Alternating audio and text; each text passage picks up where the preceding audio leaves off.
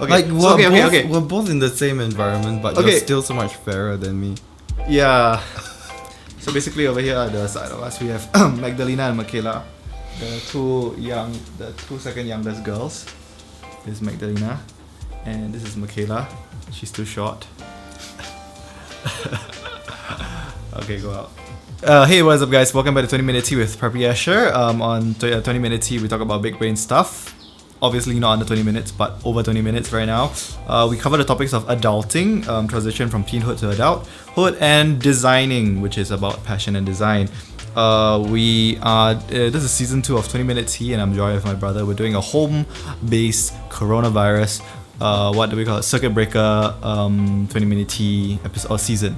Okay, so I am kind of bringing in like people from my household and just sharing them with you. You're welcome. Anyway, so yeah, today Isaac and I talk about some very interesting stuff. Very, very interesting stuff. Isaac, what do you think we covered in 20 Minute Tea for today's episode? Today we covered overtones, about sound and sound in general, Right. as like frequencies. Then we talk about pronunciation. As well as colors. Right.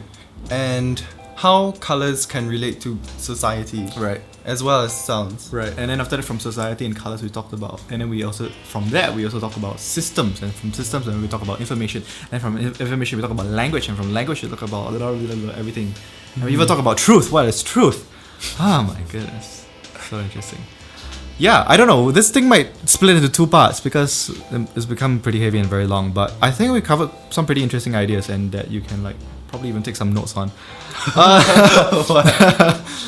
Thank you guys so much for listening to 20 Minute Tea. Let's get into the second episode of 20 Minute Tea Season 2. You want to say something? Enjoy. Okay, like I said the last time, Isaac's going to introduce a topic of choice. He did give a few that he did send to me. And yeah, I'll just read it all out. But I have a little kind of thing that I actually am rooting for that we can talk about. So Isaac, you have given me quite a few. Exploring new things is just one big one. Overtones, pronunciation, and autonomy. Anatomy. Anatomy. Anatomy. And the other one is baking, sewing, stretching, music, and music theory. And then after the next one is attitude to learn, anecdotes of my education. Anecdotes. Okay. Okay, so in that case, I guess we obviously have a problem with my pronunciation. Let's go with the first string of topics that you want to talk about. Maybe just give me a bit of overview. What do you mean by overtones, pronunciation, and anatomy? Like, these are just why are you so interested why in this? these, right? Yeah, like it's so weird. It's What? like Yeah, they don't exactly. really like match So- or like have a certain. Yeah, they're idea. actually all just like personal, like individual ideas. Okay. They're not necessarily like in a line. Okay. But I like mentioned them because, after the last shoot. Okay. Like I was talking That to was last Abigail. week. Yeah. Right. I was talking to her about like what should I be talking about? Like, cause like there are these huge topics like biology. Yeah. And music. So and right. But that I was feeling like they don't really necessarily reflect who I really am. I can't say that I'm like that is all of what I can talk about because Right. that I like have so many topics of interest that that fascinate me. Right. And one thing that Abigail was saying was if you like you can explore like many little things that Right. that like little curiosities Right. that I have. But So these are like some like overtones. Like nobody says my passion is pronunciation. Right. Like yellow. So I was just like hoping that we could like talk a bit more about Right. Okay. little curiosities that I have. Which do actually still fall within the certain themes, Mhm, thematic yeah, kind yeah. of umbrellas. Yeah, yeah. Right, of music, Mhm. or of like talking, of Or English. sound. Right. So what do you mean by overtones? Well, what are overtones? Can you tell me a little bit more about overtones? Okay, so overtones are physical, like physics phenomenon where like when you hear a sound, you're actually hearing a series of many other notes. Right. Like if you sing a ooh, there's like actually an octave above that, and then a fifth above that, and then a major triad, and then so like I can demonstrate it. It's like ooh,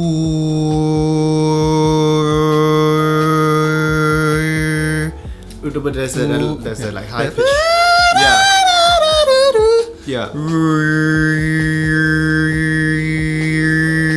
can hear two parts. The high one and then the lower. Yeah, that's like how people sing like two notes at a time. Right. Yeah, so yeah, I just find it really cool. Like and with this, like you can like go into different tuning systems. How do you even do that? How do you even produce that sound? It's like there's this thing called resonance, like we talked about last week. And then like different parts of your face and in your skull structure will resonate at like different will resonate like kind of how a prism, like you shine a white light through a prism, and then you are able shatters to the sound. You're able to like how do you say, split fragment the light into the rainbow. Right. So like your face would now be the prism, and then the fundamental, the ooh note can be split into the overtones. Oh, that's very interesting. Yeah. As the face is becoming like a certain kind of how to say, it's like a filter for the sound that's coming out. And then after that it reshapes the sound as it comes out. Yeah, that's really cool because like I sing in choir, right? And that's like one of the first things that we learned from our teacher about like how phonation happens.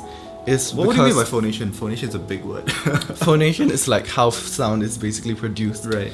So like all these different organs, like your jaw, your soft and hard palate, your tongue, your lips, your teeth, all these things have an influence on the sound that is produced from your vocal cords.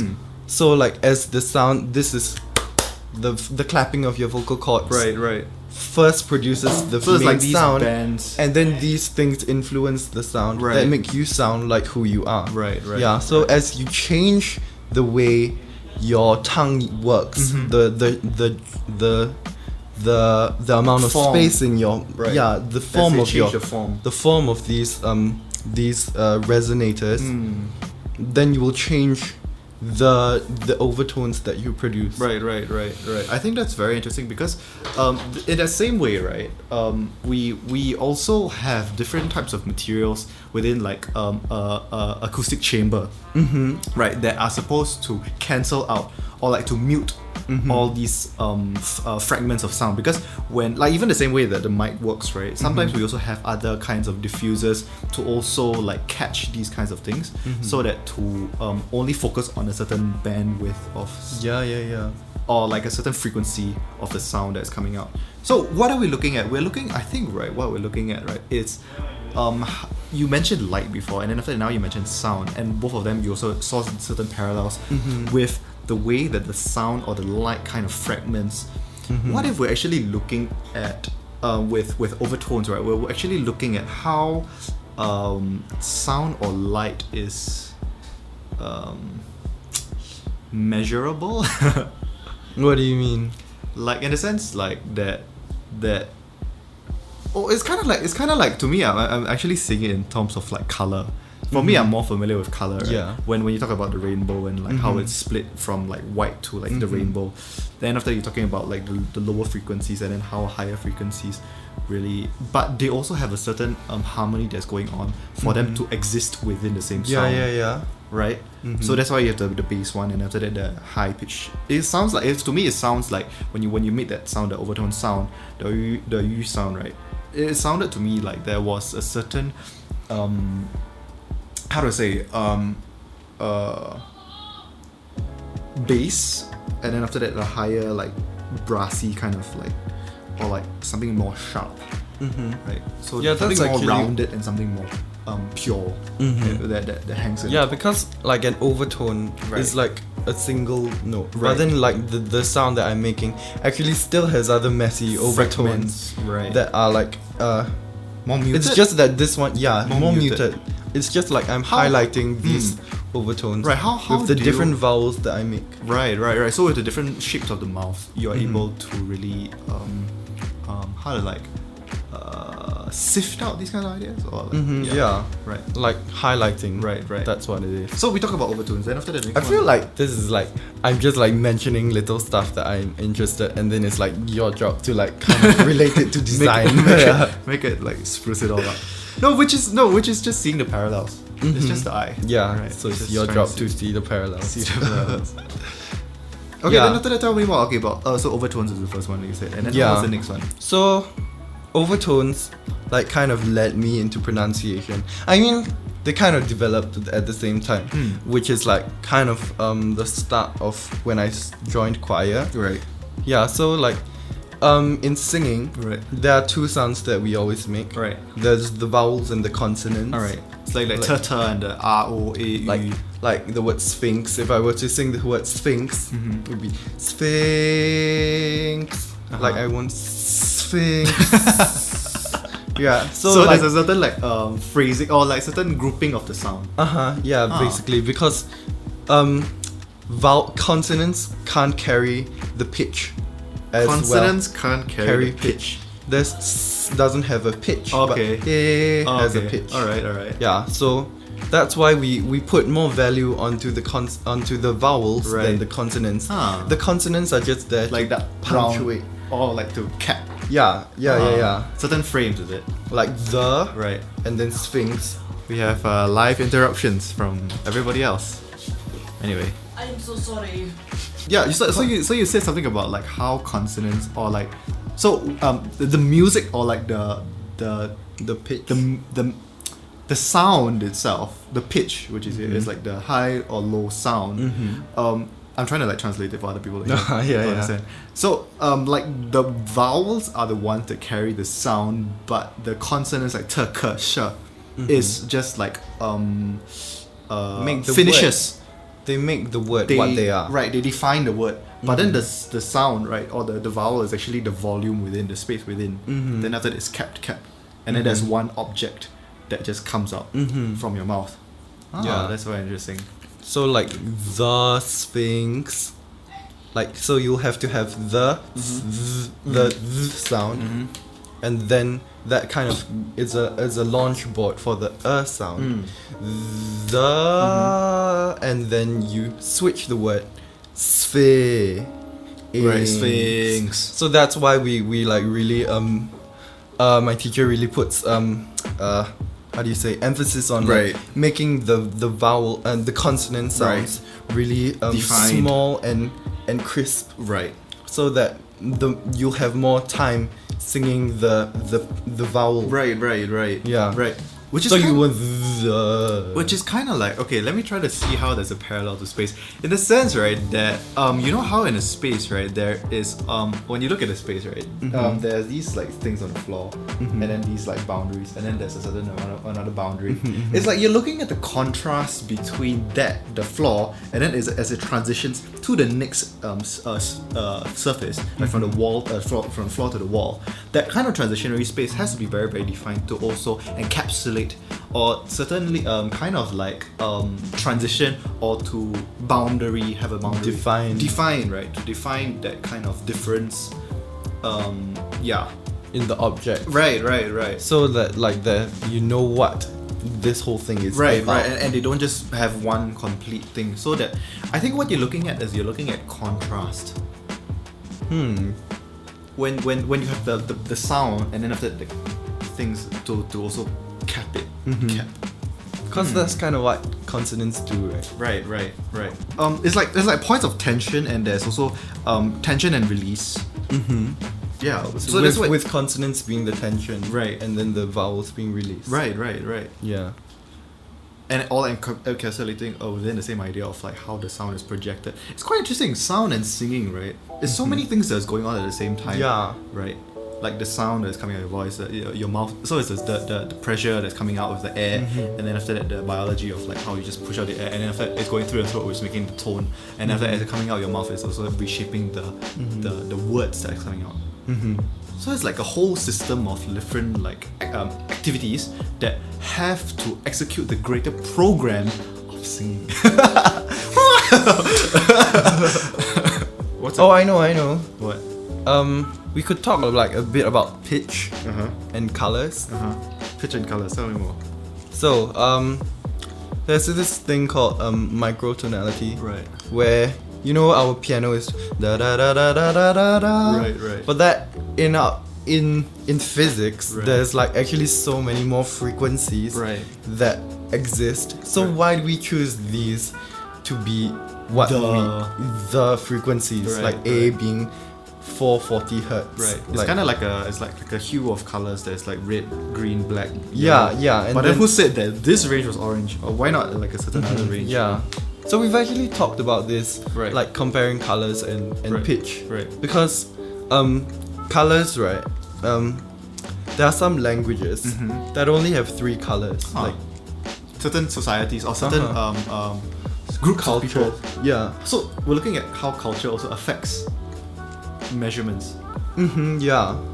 Yeah, that's really interesting because like those 3 colors would probably just be like white, black, and red. Huh. Yeah, because Then how do you define what's green and what's blue? And like don't what would you have call to. what would you call the sky? White. yeah, Huh? or white or something Or black. other than white. I'm not sure, but Huh. the fact is that they don't Interesting. need to. Why? I'm not sure Maybe because it's like the whole code of everything around them. They just paint everything white, black, or green. or something in between, Huh. but it would be counted as red. Or maybe it's kind of like a tribal kind of space, right? Where they only have access to these 3 colors. They can't produce or generate these colors. So they only see green because it's the forest. They only see white is because of the sun. Or they only see black is because of night. So then after that, like the sky and all the other stuff, they can't generate those colors. They can't don't actually have produce access.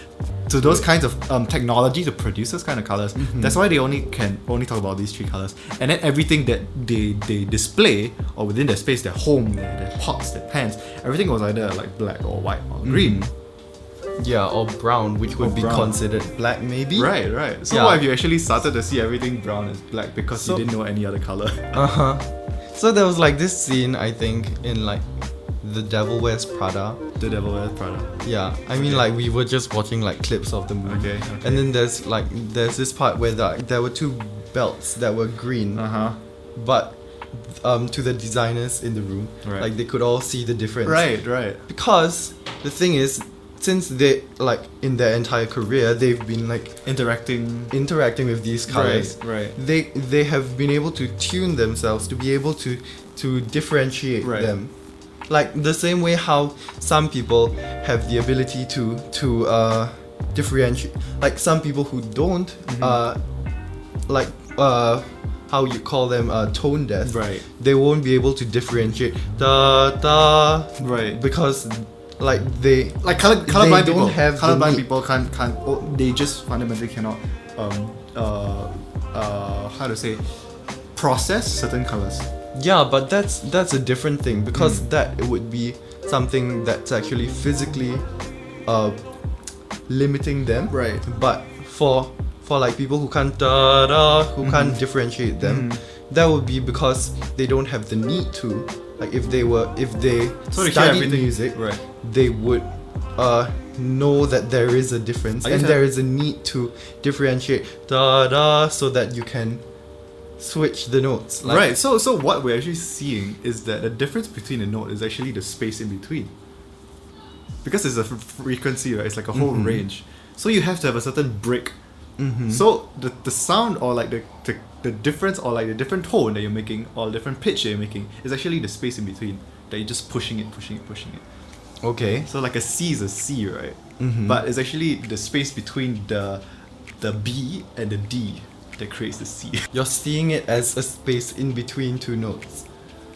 Yes. So it's just a different way of seeing something. Right. It's quite interesting. It's kind of like typography. You see, there's these like road, right? So there was a typographer that he was looking at typography, right, in a way that you're not actually seeing the white, but you're actually seeing the black around the white. The negative space. Right, the negative space there is actually carrying the typography. So like an O, right? It's not actually the O that's defined as the circle, but it's the circle it's not the ring, but it's the circle in between that's pushing out. And then the space outside there's encapsulating or pushing in to create that weighted kind of character or form or shape. Interesting.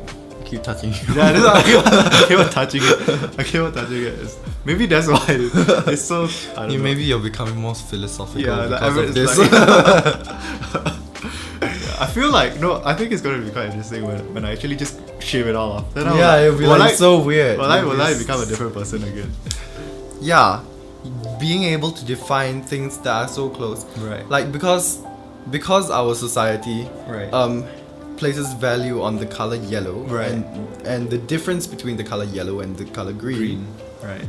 Then that's why we have a need to define those things. Huh. So like that's why we have this kind of non-tone deafness to these colors, being able to differentiate them. Right. So like a goal on a stop, like a goal, like how let's see how color is also influenced by society, because in like the way traffic works, right? Green is go, red is stop, orange is going to stop, right? So in that sense, society has defined these are actually standards. So it's actually society is the one that defines the standards for what color is what. And language also. And then after that, it also is also something that is passed down as a tradition. So what if we're looking at how colors is actually part of a tradition of like systems of thinking? Then what if in the future that evolves to be more nuanced? Because as time goes by, you have more access to more colors.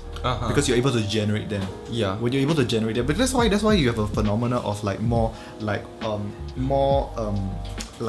wilder colors that are harder to generate, like turquoise. It's not as easy to generate that kind of color, or like neon. So these kinds of colors are more inaccessible. So what if we see colors as a type of social barrier? Why? Because like maybe for example, like whenever a certain class of society is expressed, for example somebody who's of a lower income, they're always expressed with very very toned or muted colors. Or then as you go up, and then after that you have different wider color palettes. Like how last time purple was a royal color. Right. And then after that now, right. Because royalty could only generate those kind of color to produce purple as a robe. So when you put on the purple, right, and then after that, the idea of purple as a royalty color, it became part of the society and a part of a tradition that also until now we still associate purple with something that's royal. We always associate black with something that's professional. We always associate brown or we always associate green with life, because I mean obviously you see it all over the place, like green is life. So these kinds of also social associations, right? It's really very interesting when you start to also look at all of these as like part of a social system. So what if in the future, like we're able to generate a certain, or what if there's a muting of all those colors to restart? Oh no. But like, aren't all the colors that humans They can already see exist. defined? No, they already exist, right? But we just kind of like simplify it. There's a whole range of blue, right? It's like baby blue, sky blue, blah blah blah blah blah. But then we just call it blue for people. So what if we're actually looking at how the mind, or like the way that an individual is educated, educated and also rise in terms of like the lower you are, generally individuals are don't have access to certain kind of knowledge. So as they also have increased in their education, they also have access to more colors. Okay. So it's kind of which is also in relation. It's also in relation to your wealth also, because. So we're going back to the times when we use colors to define the class of people. Yeah. I mean it's a way of thinking, right? Because like gold is always associated with royalty, because they were able to generate those kinds of colors because they were the ones that were creating those kind of materials. Okay. Back to the illustration of like how we represent different classes of society. like lower income people, like or lower income, the section of society that's of the lower income, generally in film, let's say like you're filming like a story about somebody who's going through like a very, like, I don't know, some kind of we narrate, the narrator is talking about something that's of somebody who's like a bit more poor, right? So generally the kinds of colors that would be in the frame would be of like more muted, right? Then after that, as you progress to talk about middle class, then after that there will be a certain kind of color palette. Then after that, which is more common because a lot of other people have like these kinds of colors in their home. So generally, individuals from that kind of thing, they always buy objects or buy certain things that everybody else has. But then after that, it becomes more exclusive when you're talking about the high SES, or like maybe like, I don't know, they will be able to access to different types of products. So these products or these kinds of generated objects within their space also does also have a certain association in the film. So in the film, like we're looking at film, right? When in the film, let's say of like somebody's very, very, very rich, they have like gold, or they have certain type of rugs, or certain type of materials, certain type of very, very interesting paintings. So they have certain access to certain types of objects that also represent or inform the user that there are certain colors in the world. The user being, so they have a wider palette or wider spectrum of colors in their mind that they are associated with. I think it's interesting because in this episode we talk about like a lot about like systems. We're looking at systems from sound, from overtones, from colors, and society, and how it relates to society. I think there's an interesting parallel.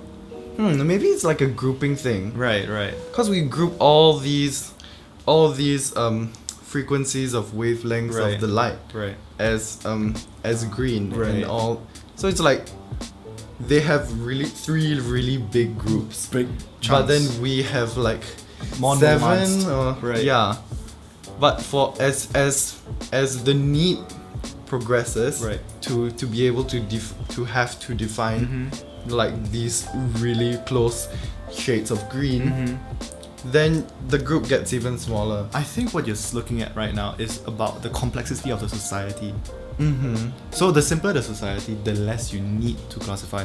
But as the systems of like the government or systems of the country, or there's multiple kinds of tiering or like increase in complexity, you need to be more specific. It's kind of like how like language, right, in the past was very, very, very, very specific. Certain types of languages are very, very specific to certain types of emotions, like very, very, very nuanced. Like Greek, right? Greek was a like very had like many tenses and stuff. Right. So in a sense, the complexity of the society also defines the complexity of the systems that are in place to interpret the world around them. Definitely, because there is you're kind of like on another level where you see more things, and you have more experiences that you need to define. So you have to increase your vocabulary. So we're looking at vocabulary in the end. In the end. So language, how it defines things. We actually did cover it even in the end. No, you see, full circle. It's full circle. It's cool. like we finished it, and then I was like wait, okay, we've done it. Okay, but how does it go back all the way back to language again? So it's about defining the world around you. So where you have these, it's kind of like three spaces where there's a person, then after that there's the system that interprets the thing, the world. So that kind of intervention between the person and the world is your language. Wow! Okay. So you have a language of colors, you have a language of sound, you have a language of words that define the world. So, and those experiences from the world gets translated through that language into the person's mind. So the more complex the world is, the more complex your language has to be. So to compensate for the lack of your intellect to interpret everything.